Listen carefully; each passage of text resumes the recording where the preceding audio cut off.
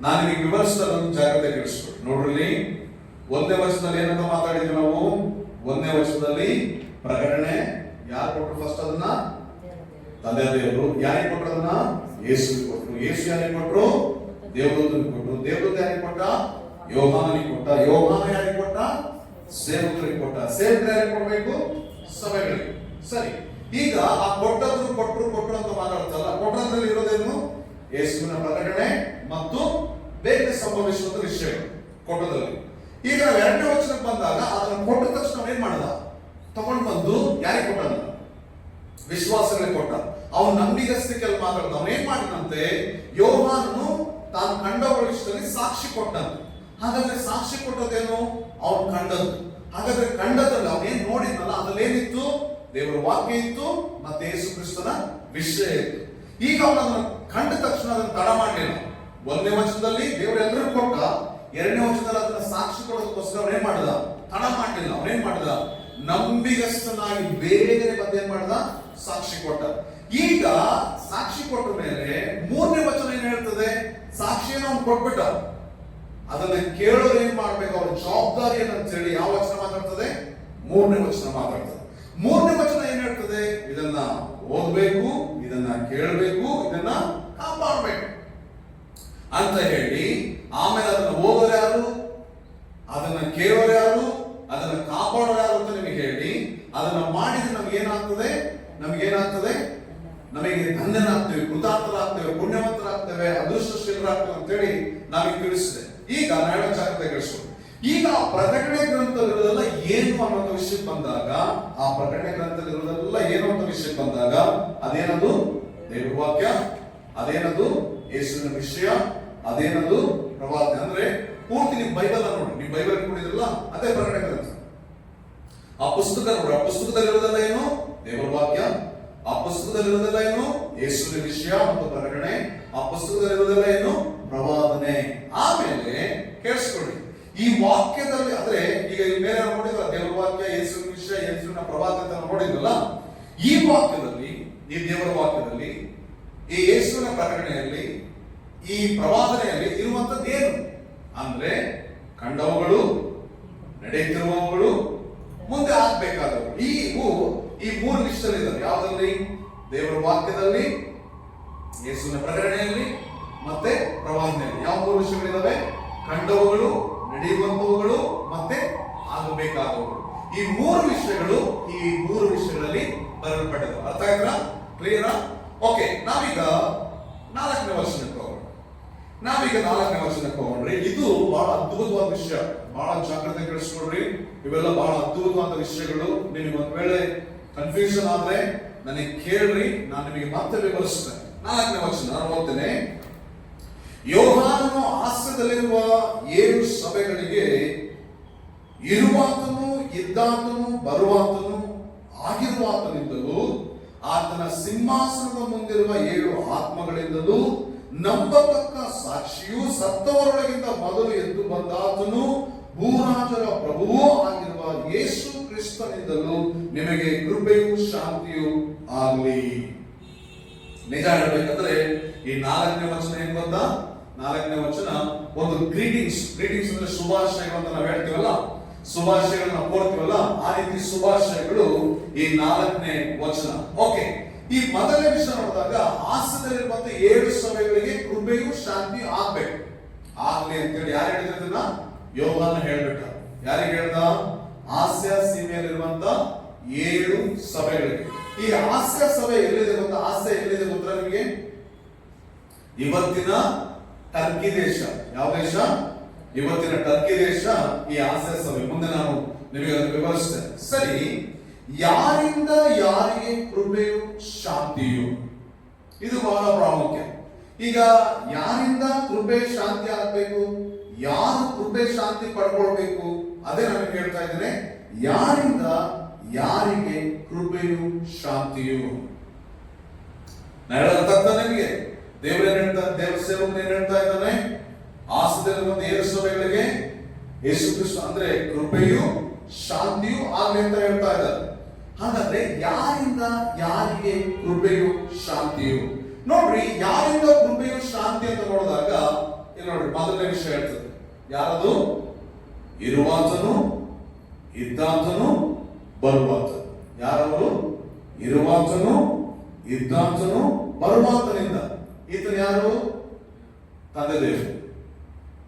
ಇರುವಾತನು, ಇದ್ದಾತನು, ಬರುವಾತನು. ಈತನು ಯಾರಪ್ಪ ಅಂದ್ರೆ ತಂದೆಯಾದ ದೇವರು.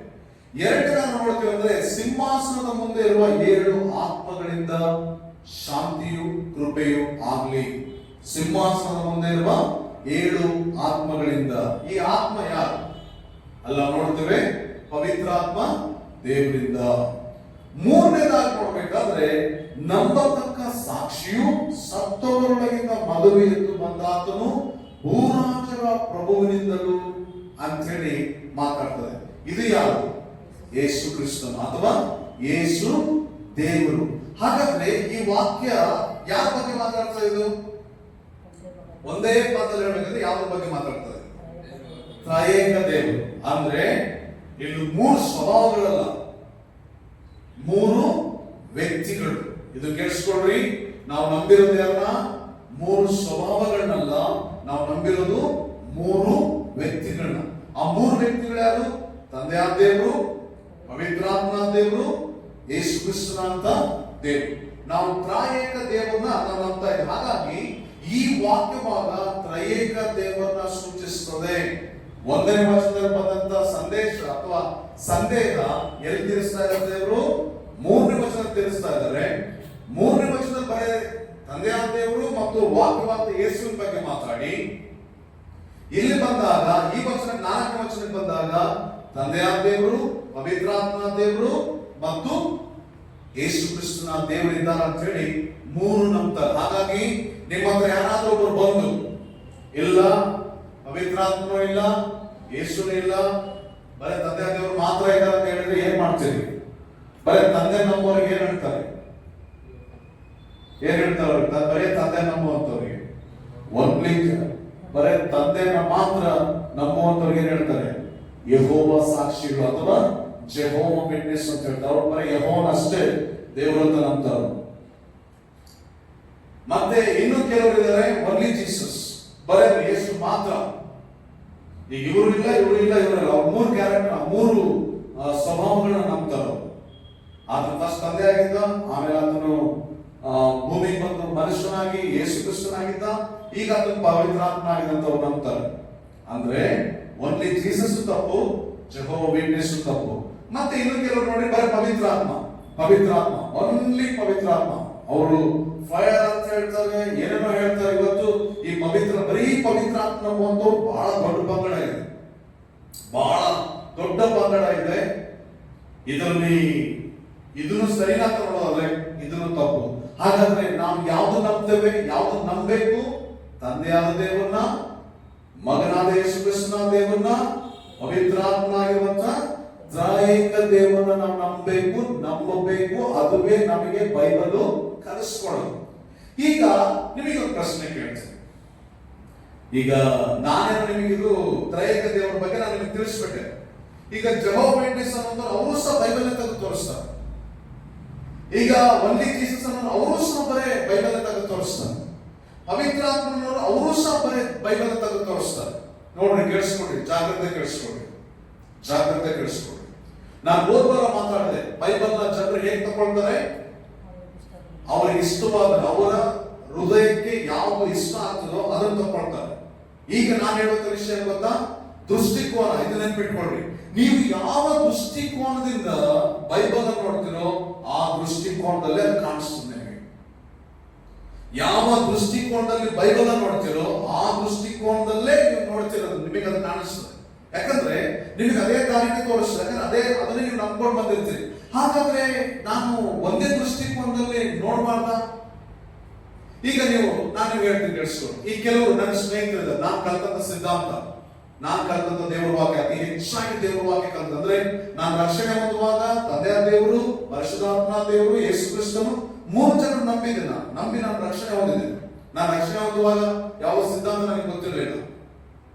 ನಾನು ಅದನ್ನ ನಂಬ್ಕೊಂಡು ನಾನು ಬಂದೆ. ನಾನು ವಾಕ್ಯ ಕಲಿತಾ ನಾನೇನ್ ಮಾಡ್ತಪ್ಪ ಅಂದ್ರೆ ದೇವರ ವಾಕ್ಯ ಬಿಟ್ರೆ ಮತ್ತೊಂದಿಲ್ಲ ಅಂತ ಕೂತ್ಕೊಂಡೆ. ಅಂದ್ರೆ ಬರೀ ವಾಕ್ಯ ಓದೋದು, ವಾಕ್ಯ ಧ್ಯಾನ ಮಾಡೋದು. ಆರಾಧನೆ ಮಾಡೋದಿಲ್ವಾ? ನನಗೆ ಆರಾಧನೆ ಮಾಡೋದು ಅಷ್ಟು ಇಂಟ್ರೆಸ್ಟ್ ಇಲ್ಲ. ಕಾಣಿಕೆ ತೆಗೆಯೋದಿಲ್ವಾ? ಅದು ನನಗೆ ಅಷ್ಟು ಇಂಟ್ರೆಸ್ಟ್ ಇಲ್ಲ. ನನಗೆ ಬರೀ ವಾಕ್ಯ ಧ್ಯಾನ ಮಾಡೋದು, ವಾಕ್ಯ ಪ್ರಸಂಗ ಮಾಡೋದು, ಇದಷ್ಟು ನನಗೆ ಇಂಟ್ರೆಸ್ಟ್. ಈಗ ನಾನು ಹೇಳೋದು ಕೇಳಿಸ್ಕೊಳ್ಳಿ. ನಾನು ವಾಕ್ಯ ಬೋಧನೆ ಕಲಿತಂತ ಕೆಲವು ಜನರನ್ನ ನಾನು ನೋಡಿದಂತ ವಿಷಯ ಏನಪ್ಪ ಅಂದ್ರೆ, ಅವ್ರ ವಾಕ್ಯವನ್ನು ಅರಿದು ಕುಡಿದು ಎಲ್ಲ ಮಾಡ್ತಾರೆ.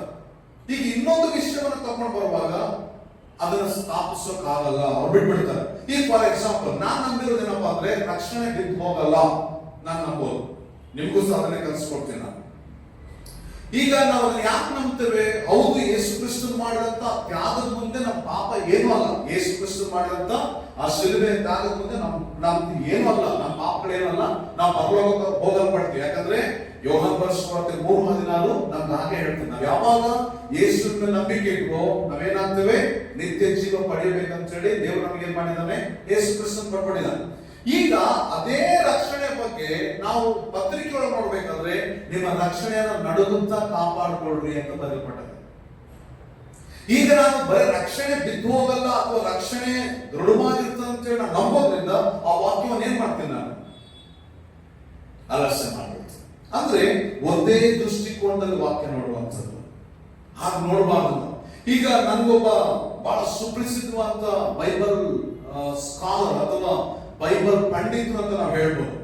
ಅವರು ಒಂದು ದಿನ ಅವ್ರ ಹೆಸರನ್ನು ತಗೊಳ್ಳಲ್ಲ, ಯಾಕಂದ್ರೆ ಈ ವಾಕ್ಯಗಳು ಯೂಟ್ಯೂಬ್ ಅಲ್ಲಿ ಹಾಕೋದ್ರಿಂದ ನಾನು ಆ ಹೆಸರನ್ನು ತಗೊಳ್ಳಲ್ಲ. ಈಗ ಅವ್ರು ಬಂದು ಬೆಂಗಳೂರಲ್ಲಿ ಒಂದಿನ ಬೋಧನೆ ಮಾಡ್ತಿದ್ದಾಗ, ಆ ಬೋಧನೆ ಮಾಡಿದಂತ ಒಂದು ವಿಷಯವನ್ನ ನನಗೆ ಚಲ್ಲಣ್ಣ, ಇಡೀ ಚಲ್ಲಣ್ಣ ಅವರು ನನಗೆ ಕೊಟ್ಟರು. ಇದನ್ನ ತಗೊಂಡೋಗಿ ನೀವು ಕೇಳ್ರಿ, ಬಹಳ ಚೆನ್ನಾಗಿದೆ, ಸೌಂಡ್ ಡಾಕ್ಟ್ರಿನ್ ಅಂತ ಹೇಳಿ, ಅಥವಾ ಸ್ಪಷ್ಟ ಬೋಧನೆ ಅನ್ನುವಂತ ವಿಷಯವನ್ನು ಅವ್ರು ಕೊಟ್ಟರು. ನಾವು ಬಹಳ ಭಯಭಕ್ತಿಯಿಂದ ಕೇಳಿದೆ, ಬಹಳ ಭಯಭಕ್ತಿಯಿಂದ ಕೇಳ್ತಿದ್ದಾಗ ಅವರೆಲ್ಲ ಕೇಳಿದಂತ ವಾಕ್ಯಗಳೆಲ್ಲ ಕೇಳಿಸ್ಕೊಂಡೆ. ಅವ್ರು ಹೇಳಿದ ವಿಷಯಗಳ ಸಿಡಿಗಳು ಹಾಕಿ ಕೇಳಿಸ್ಕೊಂಡೆ. ಅವ್ರು ಒಂದು ವಾಕ್ಯ ಮಾತಾಡಿದ ಇವತ್ತು ನನ್ನ ತಲೆ ಒಳಗೆ ಏನಪ್ಪಾ ಅಂದ್ರೆ, ಕೊರಿಂಥ ಪತ್ರಿಕೆ ಒಳಗೆ ಬರೆಯಲ್ಪಟ್ಟದೆ, ಯೇಸು ಕ್ರಿಸ್ತನು ನಮ್ಮನ್ನ ಐಶ್ವರ್ಯವಂತನಾಗಿ ಮಾಡುವುದಕ್ಕಾಗಿ ಆತನೇನಾಗಿ ಬಂದಂತೆ ಬಡವನಾಗಿ ಬಂದು ಅನ್ನೋ ವಿಷಯ ಬಂದಾಗ ಅವರು ಒಂದು ಎಕ್ಸ್ಪ್ಲನೇಷನ್ ಕೊಟ್ಟರು. ನೋಡ್ರಿ, ನನಗೆ ಅದು ತಲೆಗೆ ಹೋಗ್ಲಿಲ್ಲ. ಅಂದ್ರೆ ಅದು ಹೆಂಗಿತ್ತಂದ್ರೆ, ಅದನ್ನ ಹಾಗೆ ಸುಮ್ಮನೆ ಮಾಡಿ ದಾಟ್ಕೊಂಡು ಹೋಗಿತ್ತು. ಅದಲ್ಲ ವಿಷಯ.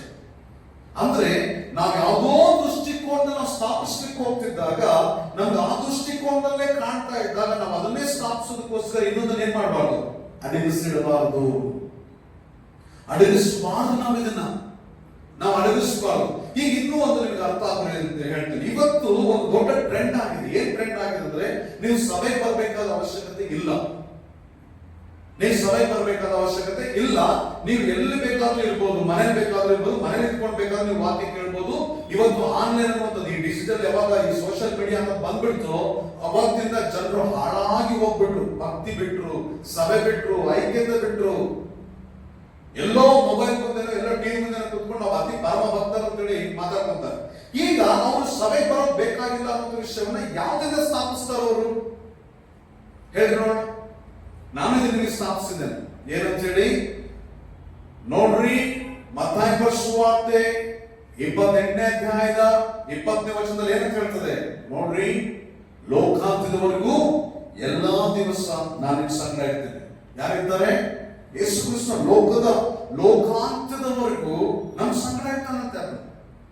ಯೋಹಾನ ಬರೆದ ಸುವಾರ್ತೆ 14ನೇ ಅಧ್ಯಾಯದಲ್ಲಿ ಹೇಳ್ತದೆ, ಆತನು ಒಂದು ಕ್ಷಣವನ್ನು ಸದಾ ಕಾಲ ನಮ್ಮ ಸಂಗಡ ಒಬ್ಬರು ಬರ್ತಾರೆ. ಯಾರಾತನು? ಪವಿತ್ರ ಆತ್ಮ ದೇವರು. ಈಗ ಎಲ್ಲಾ ದಿವಸ ಎಲ್ಲ ಟೈಮ್ ನಮ್ಮೊಟ್ಟಿಗೆ ಇರ್ಬೇಕಾದ್ರೆ ನಾವು ಎಲ್ಲಿ ಯಾಕೆ ಹೋಗ್ಬೇಕು? ನಮ್ಮ ಹತ್ರನೇ ಯಾರಿದ್ದಾರೆ? ದೇವರಿದ್ದಾರೆ. ಈಗ ಕೊರಿಂಥ ಪತ್ರಿಕೆ ಹೇಳ್ತದೆ ಏನಂತ ಹೇಳಿ, ದೇವರು ನಾವೇನಾಗಿದ್ದೀವಂತೆ? ದೇವರಿಗೆ ಆಲಯ ಆಗಿದ್ದೀವಂತೆ. ನಾವೇನಾಗಿದ್ದೀವಂತೆ? ದೇವರ ಆಲಯ ಆಗಿದ್ದೀವಂತೆ. ಆದ್ರೆ ಈಗ ಇದೆಲ್ಲ ವಾಕ್ಯ ಇರಬೇಕಾದ್ರೆ, ನಮ್ಮೊಟ್ಟಿಗೆ ದೇವರು ಇರ್ಬೇಕಾದ್ರೆ, ನಮ್ಮೊಟ್ಟಿಗೆ ಪವಿತ್ರಾತ್ಮ ದೇವರು ಇರಬೇಕಾದ್ರೆ, ನಾವೇ ದೇವರ ಆಲಯ ಆಗಿರ್ಬೇಕಾದ್ರೆ, ನಾವೇ ಇನ್ನೊಂದು ಹೋಗಿ ಆರಾಧನೆ ಮಾಡಬೇಕು? ಸರಿನೋ ತಪ್ಪು? ಸರಿ. ಯಾಕಂದ್ರೆ ಆ ವಾಕ್ಯ ನೋಡ್ಬೇಕಾದ್ರೆ ಹಾಗೆ ಹೇಳ್ತದೆ. ಆದ್ರೆ ಇಬ್ರಿಯ ಪತ್ರಿಕೆಗೆ ಬರುವಾಗ ಅಲ್ಲಿ ಹೇಳ್ತದೆ, ನಿಮ್ಮಲ್ಲಿ ಕೆಲವರು ಸಭೆಯಾಗಿ ಸೇರೋದನ್ನ ಬಿಟ್ಟುಬಿಟ್ಟಿದ್ದೀರಿ. ಹಾಗಾದ್ರೆ ಸಭೆಯಾಗಿ ನಾವು ಸೇರ್ಬೇಕಾ? ವಾಕ್ಯ ಹೇಳ್ತದೆ, ನೀವು ಕರ್ತನ ಒಲವು ಕಟ್ಟಡವೂ ಆಗಿದ್ದೀರಿ ಅಂತ ಹೇಳಿ. ಅಂದ್ರೆ ಈಗ ನೀವೆಲ್ಲರೂ ವಿಶ್ವಾಸಗಳೆಲ್ಲ ಏನಾಗಿದೆ ಅಂತ ಗೊತ್ತಾ? ನೋಡ್ರಿ, ನಾವು ಸೇವಕರು, ನೋಡ್ರಿ, ತಂದೆ ಆದ ದೇವರು ಆತನು ಹೊಲದ ಯಜಮಾನ, ಸೇವಕರು ನಾವು ದೇವರ ಜೊತೆ ಕೆಲಸದವರು, ವಿಶ್ವಾಸಿಗಳು ನೀವೇನು ಗೊತ್ತಾ? ದೇವರ ಹೊಲವು, ದೇವರ ಕಟ್ಟಡವು ನೀವಾಗಿದ್ದೀರಿ. ಈಗ ನೀವು ಆಲಯವಾಗಿ ಕಟ್ಟಲ್ಪಡ್ತಾರೆ. ನಿಮ್ಮೊಳಗೆ ಪವಿತ್ರಾತ್ಮನು ವಾಸ ಮಾಡ್ತಾ ಇದ್ರು ಸಹ, ನಿಮ್ಮೊಳಗೆ ದೇವರು ವಾಸ ಮಾಡ್ತಾ ಇದ್ರು ಸಹ, ನೀವು ದೇವರ ಆಲಯ ಆಗ್ಬೇಕಂದ್ರೆ ಇನ್ನೊಂದು ವಿಶ್ವಾಸ ಸೇರ್ಕೊಳ್ಬೇಕಲ್ಲಿ. ಅದಕ್ಕೆ ವಾಕ್ಯ ಹೇಳ್ತದೆ, ನೀವು ಕಲ್ಲಿನ ಮೇಲೆ ಕಲ್ಲುಗಳ ಹಾಕಿ ಕಟ್ಟಲ್ಪಡ್ತಾ ಇದ್ದೀರಿ ಅಂತ ಹೇಳಿ. ಬರೀ ಅಲ್ಲಿಗೆ ಬಿಟ್ಬಿಡ್ತದ? ಮತ್ತೆ ಮುಂದೆ ವಾಕ್ಯ ಹೇಳ್ತದೆ ಎಫೆಸ ಪತ್ರಿಕೆ ಒಳಗೆ, ನೀವೇನಾಗಿದ್ದೀರಿ? ಕ್ರಿಸ್ತನ, ನೀವು ಸಭೆ ಆಗಿದ್ದೀರಿ. ಸಭೆ ಏನಾಗಿದೆ? ಯೇಸು ಕ್ರಿಸ್ತನ ದೇಹ ಆಗಿದೆ. ಸಭೆಗೆ ಯೇಸು ಕ್ರಿಸ್ತನು ಶಿರಸ್ಸಾಗಿದ್ದಾನೆ. ಈಗ ನೀವು ಆಲೋಚನೆ ಮಾಡ್ರಿ, ನಾನು ಸಭೆಗೆ ಹೋಗಲ್ಲ, ನನ್ನೊಳಗೆ ದೇವರು ವಾಸ ಮಾಡ್ತಾರೆ, ನಿಜ. ಆದ್ರೆ ನಾನು ಪರಿಪೂರ್ಣ ಆಲಯ ಆಗೋದು ಯಾವಾಗ ಗೊತ್ತಾ? ನಾನು ಇನ್ನೊಬ್ಬ ವಿಶ್ವಾಸ ಸೇರಿದಾಗ ನಾನು ಆಲಯವಾಗ್ತೇನೆ, ನಾನು ಕಟ್ಟಲ್ಪಡ್ತೇನೆ. ಕಟ್ಟಲ್ಪಡೋದು ಮಾತ್ರವಲ್ಲ, ಇನ್ನೊಬ್ಬ ವಿಶ್ವಾಸ ಸೇರುವಾಗ ನಾನು ದೇವರ ಅಂಗವಾಗಿ, ಅಂದ್ರೆ ದೇವರ ದೇಹವಾಗ್ತೀನಿ. ದೇವರ ಅಂಗ ಆಗೋದಕ್ಕೂ ದೇವರ ದೇಹ ಆಗೋದಕ್ಕೂ ಬಹಳ ವ್ಯತ್ಯಾಸ ಇದೆ. ನಾವು ದೇವರ ಅಂಗ ಆಗಿದ್ರೆ ಏನಾಗ್ತೀವಪ್ಪ ಅಂದ್ರೆ, ಈಗ ನಾನು ಬೆರಳು ಅಂತ ತಿಳ್ಕೊಳ್ರಿ, ಈ ಬೆರಳು ಕಟ್ಟಾಗಿ ಎಲ್ಲ ಬಿದ್ದಿರ್ತದೆ. ನಾನು ಒಂದು ವೇಳೆ ಈ ದೇಹದಲ್ಲಿ ಕೂಡಿಸಲ್ಪಟ್ಟಿದೆ ಅಂದ್ರೆ ನಾನು ದೇಹದ ಒಂದು ಅಂಗವಾಗಿರ್ತೇನೆ. ನಾನು ದೇಹದ ಒಂದು ಅಂಗವಾಗಿ ಮಾರ್ಪಟ್ಟಿರ್ತೇನೆ. ಹಾಗಾಗಿ ದೇವರ ವಾಕ್ಯವನ್ನು ಒಂದು ದೃಷ್ಟಿಕೋನದಿಂದ ನೋಡಿದ್ರೆ ತಪ್ಪಾಗ್ತದೆ. ಹಾಗಾದ್ರೆ ನಾವು ಏನ್ ನೋಡ್ಬೇಕು? ದೇವರ ದೃಷ್ಟಿಕೋನದಲ್ಲಿ ನಾವು ನೋಡ್ಬೇಕು ದೇವರ ವಾಕ್ಯವನ್ನ. ಏನ್ ನೋಡ್ಬೇಕ್ರಿ? ದೇವರ ದೃಷ್ಟಿಕೋನದಲ್ಲಿ ನಾವು ದೇವರ ವಾಕ್ಯ ನೋಡಬೇಕು. ನಮಗೆ ಮಿದುಳಿದೆ, ಈ ಮಿದುಳು ಏನ್ ಬೇಕಾದ್ರೂ ಹೇಳ್ತದೆ. ದೇವರು ಇದೆ ಅಂತೇಳು ಹೇಳ್ತದೆ, ದೇವರು ಇಲ್ಲ ಅಂತೇಳು ಸಹ ಹೇಳ್ತದೆ. ಇದಕ್ಕೆಲ್ಲವೂ ಸಾಧ್ಯ. ಸತ್ಯ ಇದೆ ಅಂತೇಳು ಹೇಳ್ತದೆ, ಸುಳ್ಳಿದೆ ಅಂತೇಳು ಹೇಳ್ತದೆ. ಆದ್ರೆ ನಮ್ಮ ಮಿದುಳು ಸುಳ್ಳಿನಿಂದ ಬಿಡುಗಡೆ ಹೊಂದಿ ಸತ್ಯ ಮಾತಾಡ್ತದೆ. ಹಾಗಾದ್ರೆ ಸತ್ಯ ಬರೋದಕ್ಕಿಂತ ಮೊದಲು ನಮ್ಮ ಮಿದುಳೊಳಗೆ ಏನಿರ್ತದೆ? ಸುಳ್ಳಿರ್ತದೆ. ಈಗ ಸುಳ್ಳು ನನ್ನ ಮಿದುಳೊಳಗೆ ಪೂರ್ತಿ ತೆಗೆದು ಹಾಕಲ್ಪಟ್ಟಿಲ್ಲಪ್ಪ ಅಂದ್ರೆ ಸುಳ್ಳು ಹಾಗೆ ಇರ್ತದೆ. ಆಮೇಲೆ ನಾನು ಸತ್ಯ ಮಾತಾಡೋಕೆ ಸ್ಟಾರ್ಟ್ ಮಾಡ್ತೇನೆ. ಪ್ರಿಯ ಜನರಿಗೆ ಕೇಳಿಸ್ಕೊಳ್ರಿ, ನನ್ನೊಳಗೆ ಸುಳ್ಳಿತ್ತು, ಆ ಸುಳ್ಳು ಇಟ್ಕೊಂಡು ಹಾಗೆ ತಿಳಿಸ್ತಾ ಇದೆ. ಸತ್ಯ ಬಂತು ಅಂದಾಗ ಸುಳ್ಳು ಮತ್ತು ಸತ್ಯ ಹೊರಗೆ ಬಂದ್ರೆ ಏನ್ ಬರ್ಬೋದು ಒಂದ್ಸತಿ ನೀವು ಆಲೋಚನೆ ಮಾಡ್ರಿ. ಅದಕ್ಕೆ ವಾಕ್ಯ ನಮಗೆ ಹೇಳ್ತದೆ, ನಾವು ನಂಬೋದು ಯಾರನ್ನ? ತ್ರಿಯೇಕ ದೇವರನ್ನ ಅಂತೇಳಿ. ಹಾಗಾಗಿ ನಾವು ಅದನ್ನ ಒಂದೇ ದೃಷ್ಟಿಕೋನದಲ್ಲಿ ನಾವು ನೋಡಬಾರ್ದು. ನಾನು ಇದನ್ನ ಯಾಕೆ ಎಕ್ಸ್ಪ್ಲನೇಷನ್ ಕೊಟ್ಟೆ? ಕೆಲವು ಸಭೆಗಳಿಗೆ ಹೋಗಲ್ಲ. ಹಾಗಾಗಿ ಸಭೆಗಳಿಗೆ ಹೋಗದಿರುವಂತವರು ಮಾಡುವಂತ ಪಾಪದ ಬಗ್ಗೆ ನಾನು ಮಾತಾಡ್ತೇನೆ. ಇನ್ನೂ ಒಂದು ವಿಷಯ ನಿಮ್ಗೆ ತಿಳಿಸ್ತೇನೆ ನೋಡ್ರಿ. ದೃಷ್ಟಿಕೋನದಲ್ಲಿ ನೋಡುವಾಗ ನೀವು ರೋಮನ್ ಕ್ಯಾಥಲಿಕ್ ಸಭೆಗಳನ್ನ ನೋಡೋದಾದ್ರೆ, ನಾವು ಕರ್ತನ ಮೇಜ್ ತಗೊಳ್ತೀವಲ್ಲ, ಕರ್ತನ ರೊಟ್ಟಿ ಮತ್ತು ಕರ್ತನ ದ್ರಾಕ್ಷಾರಸ ತಗೊಳ್ತೀವಲ್ಲ, ಅದನ್ನ ಅವ್ರು ಏನ್ ಹೇಳ್ತಾರೆ ಅಂದ್ರೆ, ಇದು ನಿಜವಾಗಿಯೂ ನಾವು ಪ್ರಾರ್ಥನೆ ಮಾಡಿ ಕೊಡುವಾಗ, ಇದು ಯೇಸು ಕ್ರಿಸ್ತನ ಮಾಂಸ, ಯೇಸು ಕ್ರಿಸ್ತನ ರಕ್ತವಾಗಿ ಬದಲಾಗ್ತದೆ. ಇದನ್ನ ತಗೊಳ್ಬೇಕಾದ್ರೆ ನೀವು ಪವಿತ್ರರಾಗ್ತೀರಿ, ಪುನೀತರಾಗ್ತೀರಿ ಅಂತ ಹೇಳಿ ಅದಕ್ಕೆ ಅವ್ರು ಏನ್ ಮಾಡ್ತಾರೆ? ಚೈಲ್ಡ್ ಬ್ಯಾಪ್ಟಿಸಮ್ ಕೊಟ್ಬಿಡ್ತಾರೆ. ಹೌದಾ? ಇನ್ನೂ ಕೆಲವರು ಇದ್ದಾರೆ, ನಾನು ನಂಬಿದಂತ ಸಿದ್ಧಾಂತ ಅದೇನೋ ಅಲ್ಲ, ಬರೀ ಯೇಸು ಕ್ರಿಸ್ತನ ಮರಣವನ್ನು ನೆನಪು ಮಾಡಿಕೊಳ್ಳೋಕೋಸ್ಕರ ನಾವು ಅದನ್ನ ಮಾಡ್ತೀವಿ ಅಂತ ಹೇಳಿ ಅವ್ರು ಹೇಳ್ತಾರೆ. ಇನ್ನು ಕೆಲವರು ಇದ್ದಾರೆ, ನಾವು ವಾರಕ್ಕೊಂದ್ಸತಿ ಮಾತ್ರ ನಾವು, ಅಂದ್ರೆ ತಿಂಗಳಿಗೆ ಒಂದು ಟೈಮು ನಾವು ಕರ್ತನ ಮೇಜಲ್ಲಿ ಪಾಲ್ ತಗೊಳ್ತೀವಿ ಅಂತ ಹೇಳಿ ಕೆಲವರು ಹೇಳ್ತಾರೆ. ಇನ್ನು ಕೆಲವರು ಹೇಳ್ತಾರೆ, ಇಲ್ಲ ನಾವು ವಾರ ತಗೊಳ್ಬೇಕಂತ ಹೇಳ್ತಾರೆ. ಹಾಗಾದ್ರೆ ಆ ಕರ್ತನ ಮೇಜ್ ಏನು? ನಿಜವಾಗ್ಲೂ 100% ಅದು ಯೇಸು ಕ್ರಿಸ್ತನ ದೇಹ, ಯೇಸು ಕ್ರಿಸ್ತನ ರಕ್ತ. ಅದು 100% ಯೇಸು ಕ್ರಿಸ್ತನ ಮರಣವನ್ನು ನೆನಪು ಮಾಡಿಕೊಳ್ಳುವಂತ ಒಂದು ವಿಷಯ. ಅದು 100% ಯೇಸು ಕ್ರಿಸ್ತನ ಅದಂದ್ರೆ ನ್ಯಾಯ, ಅಂದ್ರೆ ಅದನ್ನು ನಾವು ವಿಚಾರಣೆ ಮಾಡದೆ ಕೈ ಹಾಕಿದ್ರೆ ಅದಕ್ಕೆ ನ್ಯಾಯ ತೀರ್ಪಿಗೆ ಒಳಗಾಗ್ತೀವಿ ಅನ್ನೋದು 100% ಸತ್ಯ. ಇದು ಸತ್ಯ. ನಾನು ಯಾಕೆ ಇದನ್ನು ವಿವರಿಸ್ತಾ ಇದ್ದೀನಿ ನಿಮ್ಗೆ?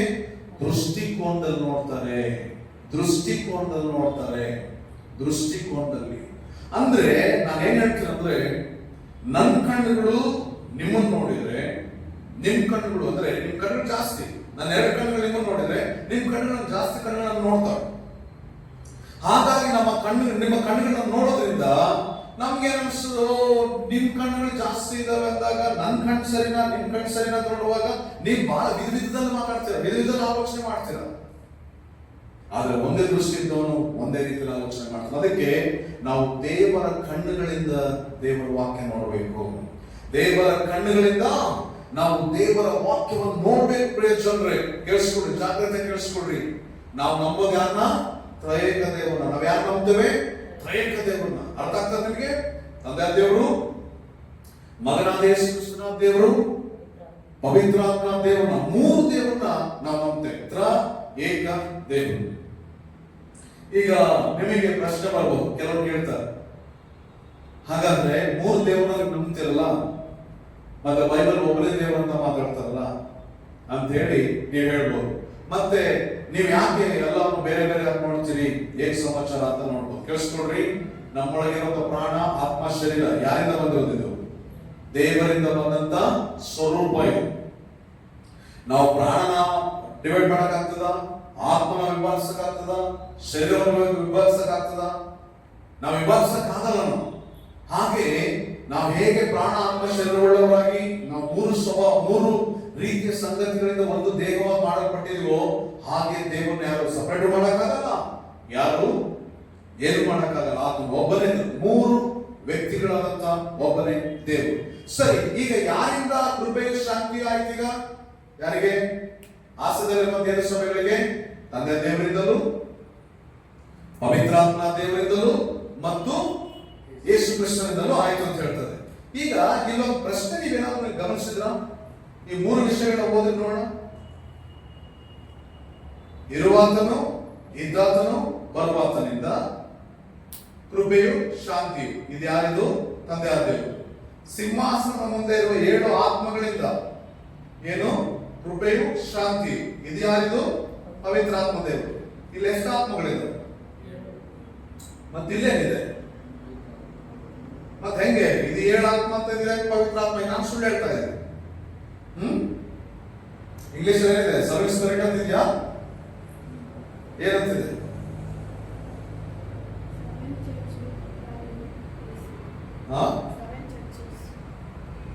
Verse 4. John to the 7 churches which are in Asia, grace to be unto you and peace from the which is and which was and which is to come, and from the 7 spirits which are before these thrones. ಮತ್ತೆ 7 ಆತ್ಮಗಳಿದಾವೆ. ಮತ್ತೆ ಇದೇನಿದೆ? ಮಾಸ್ಟರೇ, ನೀವು ಬರೀ 3 ಜನ ಅಂದ್ರೆ ಇನ್ನೊಂದು ಸ್ವಲ್ಪ ಜನ ಸೇರ್ಕೊಳ್ತಾ ಇದ್ದಾರೆ. ಅಲ್ಲ, 7 ಸಭೆಗಳು ಬಿಡೋದು ಸಪ್ರೇಟ್. ಈ 7 ಆತ್ಮಗಳಿದಾವಲ್ಲ. ಮತ್ತೆ ಇದೇನು ಒಂದೇ ಆಗ್ತದೆ? ಒರೇನೇ ಹಾಕ್ಬೇಡ್ರಿ. ಮುಂದೆ ನಾವು 5ನೇ ಅಧ್ಯಾಯದಲ್ಲಿ 7 ಆತ್ಮಗಳು ಯಾವ ಅಂತೇಳಿ ಕಲ್ತ್ಕೊಳ್ತೀವಿ. ಏನು ಒರೆ ಹಾಕ್ಬೇಡ್ರಿ, ಎಲ್ಲದಕ್ಕೂ ಉತ್ತರ ಇದೆ ಬೈಬಲ್ ಅಲ್ಲಿ. ಎಲ್ಲದಕ್ಕೂ ಉತ್ತರ ಇದೆ. ಬೈಬಲ್ ಯಾವತ್ತೂ ತಪ್ಪಿಸ್ಕೊಂಡು ಹೋಗೋದಕ್ಕೆ ಅವಕಾಶ ಮಾಡಲ್ಲ. ಯಾರು ತಪ್ಪಿಸ್ಕೊಂಡು ಹೋಗ್ತಾರೆ ಗೊತ್ತಾ? ಕಲಿದಿರುವಂತವ್ರು, ತಿಳಿದಿರುವಂತವ್ರು ತಪ್ಪಿಸ್ಕೊಂಡು ಹೋಗ್ತಾರೆ. ಸರಿ, ಈ 3 ಜನರಿಂದ ಯಾರಿಗೆ ಕೃಪೆ ಶಾಂತಿ ಆಗ್ತದೆ? ಯಾರಿಗೆ ಕೃಪೆ ಶಾಂತಿ ಆಗ್ತದೆ? ಆಸೆದಲ್ಲಿರುವಂತ 7 ಸಭೆಗಳಿಗೆ. ಆಸೆ ಅಂದ್ರೆ ಇಂದಿನ ಟರ್ಕಿ ದೇಶ. ಆಸೆ ಅಂದ್ರೆ ಯಾವುದು? ಇವತ್ತಿನ ಟರ್ಕಿ ದೇಶ. ಈ ದೇಶ ಇದೆಲ್ಲ, ಇದೆ ಟರ್ಕಿ ದೇಶನೇ. ಆ 7 ಸಭೆ ಕೇಳಿಸ್ಕೊಂಡಿದ್ರಿ. ಇಲ್ಲೊಂದು ವಿಷಯ ನಾನು ಹೇಳಿ ನಾನು ಸ್ವಲ್ಪ ಮುಂದೆ ಹೋಗ್ತೇನೆ. ಎಷ್ಟು ಪವರ್ಫುಲ್ ದೇವರ ಸೇವಕರು ಅಂತೇಳಿ ವಾಕ್ಯ ಮಾತಾಡ್ತಾರೆ. ಯೋಹಾನ ಏನ್ ಹೇಳ್ತಾರೆ 4ನೇ ವರ್ಷದಲ್ಲಿ? ನೋಡ್ರಿ, ಯೋಹಾನನು ಆಸೆದಲ್ಲಿರುವ 7 ಸಭೆಗಳಿಗೆ ಇರುವಾತನು, ಇದ್ದಾತನು, ಬರುವಾತನು ಆಗಿರುವಾತನಿದ್ದನು. ಆತನ ಸಿಂಹಾಸನದ ಮುಂದೆ 7 ಆತ್ಮಗಳಿದ್ದನು. ನಂಬತಕ್ಕ ಸಾಕ್ಷಿಯು, ಸತ್ತವರೊಳಗಿಂದ ಮೊದಲು ಎದ್ದು ಬಂದಾತನು, ಭೂರಾಜರ ಪ್ರಭುವೂ ಆಗಿರುವ ಯೇಸು ಕ್ರಿಸ್ತನಿಂದಲೂ ನಿನಗೆ ಕೃಪೆಯು ಶಾಂತಿಯು ಆಗಲಿ. ಕೇಳಿಸ್ಕೊಳ್ಳಿ, ಜಾಗ್ರತೆ ಕೇಳಿಸ್ಕೊಳ್ಳಿ. ಈಗ ಆಲ್ರೆಡಿ 7 ಸಭೆಗಳಿದ್ದಾವೆ. 7 ಸಭೆಗಳಿದ್ದಾವೆ. ಯೋಹಾನ ಇಲ್ಲಿದ್ದಾನೆ. ಈಗ ಕೃಪೆ ಶಾಂತಿ ಕೊಡೋರು ಯಾರು? ಈ 3 ಜನ. ಯಾರಿವರು? ತಂದೆಯ ದೇವರು, ಪವಿತ್ರಾತ್ಮ ದೇವರು, ಯೇಸು ಕ್ರಿಸ್ತನ ದೇವರು. ಹೌದಾ? ಆದ್ರೆ ಈ ಕೃಪೆ ಶಾಂತಿ ಬರಬೇಕಂದ್ರೆ ನೇರವಾಗಿ ಹಾಗೆ ಬರ್ತಾ ಇದೆ ಅಥವಾ ಯಾವ್ದಾದ್ರು ಮುಖಾಂತರ ಬರ್ತಾ ಇದೆ? ಯಾರು ಹೇಳ್ತಾ ಇದ್ದಾರೆ ಇದನ್ನ? ಆಗಲಿ ಅಂತ ಯಾರು ಹೇಳ್ತಾ ಇದ್ದಾರೆ? ಯೋಹಾನ್. ಅಂದ್ರೆ ಈ ತ್ರಯೇಕ ದೇವರ ಆ ಕೃಪೆ ಶಾಂತಿ ಯಾರಿಂದ ನಡೆಯಲ್ಪಡ್ತಾ ಇದೆ? ಯೋಹಾನನ ಸೇವಕರಿಂದ ನಡೆಯಲ್ಪಡ್ತಾ ಇದೆ. ಹಾಗಾದ್ರೆ ದೇವರ ಎಷ್ಟೋ ಸಂಗತಿಗಳು ಯಾವ ಮುಖಾಂತರ ನಮ್ಮ ಮೇಲೆ ಬರ್ತವೆ? ದೇವರ ಸೇವಕರ ಮೇಲೆ, ದೇವರ ಸೇವಕರ ಮುಖಾಂತರ. ಜಾಗ್ರತೆ ಕೇಳಿಸ್ಕೊಳ್ರಿ. ಎಷ್ಟೋ ದೇವರ ಸಂಗತಿಗಳು ನಮ್ಮ ಮೇಲೆ ಬರೋದು ಯಾರಿಂದ ಗೊತ್ತಾ? ದೇವರ ಸೇವಕರಿಂದ. ಹಾಗಾಗಿ ದೇವರಿರ್ಬೋದು, ಜನರಿರ್ಬೋದು, ಆದ್ರೆ ದೇವರಿಂದ ಆ ಸಂಗತಿಗಳು ಜನರ ಮೇಲೆ ಬರಬೇಕಾದ್ರೆ 100% ಮಧ್ಯಸ್ಥಿಕೆಗೆ ಯಾರಿರ್ಬೇಕು? ಸೇವಕರು ಇರಲೇಬೇಕು. ಹಾಗಾದ್ರೆ ದೇವರ ಮುಟ್ಟಿಗೆ ಯಾರು ಬೋಧನೆ ಮಾಡಬಾರ್ದ? ಬೋಧನೆ ಮಾಡಕ್ಕೆ ದೇವರ ಸೇವಕರನ್ನ ನೇಮಿಸಿದ. ಹಾಗಾದ್ರೆ ದೇವರ ಮುಟ್ಟಿಗೆ ಸಭೆ ಬಿಡಬಾರ್ದ? ಸಭೆಗೆ ನಾವು ಹೋಗ್ಬಾರ್ದ? ಸಭೆಗೆ ಹೋಗ್ಬೇಕಂದ್ರೆ ಬೈಬಲ್ ವಾಕ್ಯ ಮಾತಾಡ್ತಾರೆ. ಹಾಗಾದ್ರೆ ನಾವು ಯೇಸು ಕ್ರಿಸ್ತ ನಂಬಿದಂದ್ರೆ ಕರ್ತನ ಮೇಜಲ್ಲಿ ಪಾಲ್ ತಗೊಳ್ಬೇಕಂದ್ರೆ ಬೈಬಲ್ ಮಾತಾಡ್ತದೆ. ಅಂದ್ರೆ ಬೈಬಲ್ ಏನೆಲ್ಲ ಹೇಳಿದ್ರೆ ಎಲ್ಲವನ್ನ ವಿಧೇಯ ಆಗ್ಬೇಕು ಚಂದ್ರೆ, ವಿಧೇಯ ಆಗ್ಬೇಕಂತ ಹೇಳಿ ಈ ವಾಕ್ಯ ಭಾಗ ನಮಗೆ ಮಾತಾಡ್ತದೆ. ಸರಿ, ಈ ವಿಷಯ ಬಹಳ ಮಾತಾಡ್ಬೇಕು. ಏನಿದು?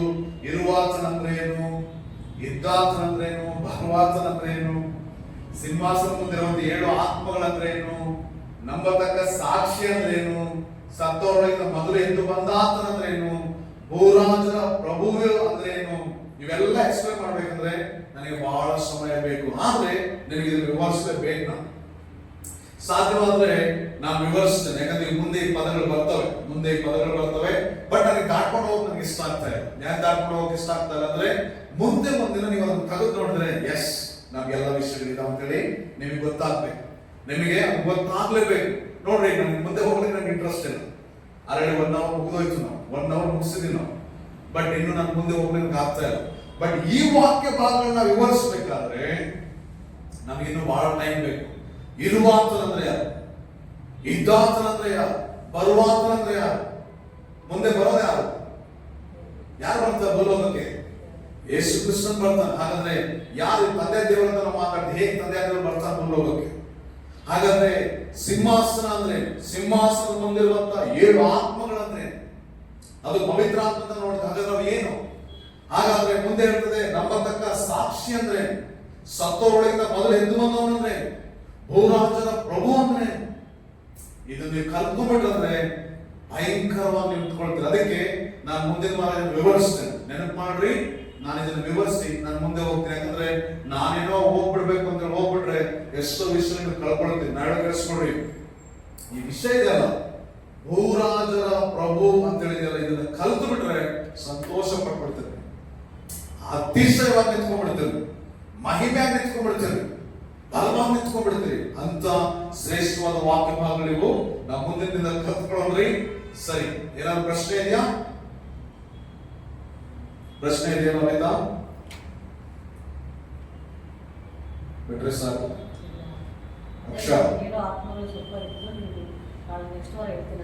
ಅದನ್ನ ಕೇಳಲೇಬೇಕು. ಯಾಕಂದ್ರೆ ಯಾವೊಬ್ಬರು ಪ್ರಶ್ನೆ ಕೇಳ್ತಾರೆ ನಿಮಗೆ, ನೀವು ತ್ರಯೇಕ ದೇವರು ನಂಬ್ತೀರ ಅಂತ ಹೇಳಿದ್ರೆ ಮತ್ತೆ 7 ದೇವರು ನಿಮ್ಮ ಪಾಸ್ಟರ್ ಸುಳ್ಳು ಹೇಳಿದ್ರೆ ಅಂತ ಹೇಳಲ್ಲ. ಪವಿತ್ರಾತ್ಮ ದೇವರ ಅಂತ ಬೇರೆ ಹಾಕ್ಬಿಟ್ಟಿದ್ದೀನಿ ನಾವು. ಸುಳ್ಳು ಹೇಳ್ತಾರೆ. ಯಾಕಂದ್ರೆ ಇದನ್ನ ಯೂಟ್ಯೂಬ್ ಅಲ್ಲಿ ನೋಡ್ತಾರೆ, ಎಲ್ಲರೂ ನೋಡ್ತಾರೆ. ಕೇಳಬಾರ್ದಲ್ಲ. ಅದಕ್ಕೆ ನೀವು ಇದು ನಿಮಗೆ ಗೊತ್ತಿರಬೇಕು. ಮೊದಲನೇದು ತಂದೆಯಾದ ದೇವರೇ ಆಗಿದ್ದಾದ್ರೆ, ಹಾಗಾದ್ರೆ ಆತನು ಇರುವಾತನು, ಇದ್ದಾತನು, ಬರುವಾತನಂದ್ರೆ ನೀವು ಇರುವಾತನು, ಇದ್ದಾತನು ನಿಮ್ಗೆ ಅರ್ಥ ಆಗ್ತದೆ. ಬರುವಾತನ ಅರ್ಥ ಆಗೋದು ಬಹಳ ಕಷ್ಟ. ಯಾಕಂದ್ರೆ ತಂದೆಯಾದ ದೇವರು, ಬರೋದು ಯಾರು? ಯೇಸು ಕ್ರಿಸ್ತ. ಮತ್ತೆ ಇಲ್ಲಿ ಸಿಂಹಾಸನ ಅಂದ್ರೆ, ಮತ್ತೆ ಈ 7 ಸಿಂಹಾಸನ ಮುಂದಿರುವಂತ 7 ಆತ್ಮಗಳು, ಮತ್ತೆ ಸಿಂಹಾಸನ ಮುಂದೆ ಅಂದ್ರೆ ಬಿದ್ದಿರುವಂತದ ಅರ್ಥ. ಮತ್ತೆ ಹಾಗಾದ್ರೆ ಪವಿತ್ರಾತ್ಮ ದೇವರು ಹೇಗಾಗ್ತದೆ? ಹೌದ್ರಿ? ಆಮೇಲೆ ಇವೆಲ್ಲ ವಿಷಯಗಳೇನು ಅಂತ ಹೇಳಿ ನಾವು ಮುಂದಿನ ವಾರ ಕಲ್ತ್ಕೊಂಡ್ರಿ. ಯಾರು ಮಿಸ್ ಮಾಡ್ಬೇಡ್ರಿ. ಮುಂದಿನ ವಾರ ಈ ಪ್ರಶ್ನೆಗಳನ್ನ ಕೇಳ್ರಿ. ನಾನು ಮರ್ತೋದ್ರು ನೀವು ಕೇಳ್ರಿ. ನಾನು ಮರ್ತೋಗ್ತೀನಿ ಅಂತ ಅಂದ್ಕೊಳ್ತೇನೆ. ನಾನು ಮರ್ತೋಗಲ್ಲ. ಇವುಗಳನ್ನ ಹೋಗಿ ಧ್ಯಾನ ಮಾಡ್ತೀನಿ. ಏನು ಪದಗಳು ಏನು ಅಂತ ಹೇಳಿ ಧ್ಯಾನ ಮಾಡ್ತೀನಿ. ಈಗೂ ಎಕ್ಸ್ಪ್ಲೈನ್ ಮಾಡಿ ನಿಮ್ಗೆ ಸಾಧ್ಯ. ಇದು ಎಕ್ಸ್ಪ್ಲೈನ್ ಮಾಡಿದ್ರೆ ಹೆಚ್ಚು ಕಡಿಮೆ 1 hour 2 hour ಹೋಗ್ಬಿಡ್ತೀನಿ. ಹಾಗಾಗಿ ನಾವು ನಿಲ್ಲಿಸೋದ್ರಿ. ದೇವ ಚಿತ್ತವಾದ ಮುಂದಿನ ವಾರದಿಂದ ನಾವು 5ನೇ ವಿಷಯವನ್ನ 5ನೇ ವಚನದಿಂದ ನಾವು ಧ್ಯಾನ ಮಾಡಿಕೊಳ್ಳೋಣ. ನಾವು ಪ್ರಾರ್ಥನೆ ಮಾಡಿಕೊಳ್ಳೋಣ. ನಮ್ಮನ್ನು ಪ್ರೀತಿಸುವಂತ ಸ್ವರ್ಗೀಯ ತಂದೆಯಾದ ದೇವರೇ, ನಿನ್ನ ಕೃಪೆ, ನಿನ್ನ ದಯೆಗಾಗಿ ಸ್ತೋತ್ರ. ಅತಿಶಯ ಮಹಾ ಕಾರ್ಯಗಳನ್ನು ಮಾಡುವಂತ ದೇವಾದಿ ದೇವನೇ, ನಿನ್ನ ಕೃಪೆಗಾಗಿ, ನಿನ್ನ ದಯೆಗಾಗಿ ಸ್ತೋತ್ರಗಳಪ್ಪ. ನಿನ್ನ ಮಹಾ ಕಟಾಕ್ಷಕ್ಕಾಗಿ ಸ್ತೋತ್ರ. ನಿನ್ನ ಮಹಾ ಶ್ರೇಷ್ಠವಾದ ಕೃಪೆಗಾಗಿ ಸ್ತೋತ್ರ. ನಿನ್ನ ಒಳ್ಳೆತನಕ್ಕಾಗಿ ಸ್ತೋತ್ರ. ನೀನು ಎಷ್ಟೋ ವಿಷಯಗಳ ಮಧ್ಯೆ ಮಾತಾಡಿದಪ್ಪ, ಎಷ್ಟೋ ವಿಷಯಗಳ ಮಧ್ಯೆ ತಿಳಿಸಿದ್ಯಪ್ಪ. ಆ ವಿಷಯಗಳ ಕರ್ತನೆ ತಿಳ್ಕೊಂಡು ನಾವು ಅದರ ಪ್ರಕಾರ ಜೀವಿಸುವಂತೆ ಕೃಪೆ ಕೊಡಪ್ಪ. ನಮ್ಮನ್ನು ಆಶೀರ್ವದಿಸು ಪವಿತ್ರ ಆತ್ಮನೇ, ನಮ್ಮನ್ನು ಆಶೀರ್ವದಿಸು ಪವಿತ್ರ ಆತ್ಮನೇ. ನಿನ್ನ ಆಶೀರ್ವಾದ ನಮ್ಮನ್ನು ತುಂಬಿಸು ಕರ್ತನೇ. ನಿನಗಾಗಿ ಜೀವಿಸಲು ಸಹಾಯ ಮಾಡು, ನಿನಗಾಗಿ ಬದುಕಲಿಕ್ಕೆ ಸಹಾಯ ಮಾಡು, ನಿನಗಾಗಿ ಬಾಳಲಿಕ್ಕೆ ಸಹಾಯ ಮಾಡು. ನಮ್ಮ ಒಬ್ಬೊಬ್ಬರನ್ನ ಹೆಸರೆಸಲು ಆಶೀರ್ವಿಸಬೇಕೆಂತ ಹೇಳಿ ಎಲ್ಲಾ ಸ್ತುತಿ ಘನ ಮಾನ ಮಹಿಮೆ ನಿನಗೆ ಸಮರ್ಪಿಸಿ ಯೇಸು ಕರ್ತನ ಹೆಸರಿನಲ್ಲಿ ಬೇಡಿಕೊಳ್ತೇವೆ ಪರಲೋಕದ ತಂದೆ. ಆಮೆನ್.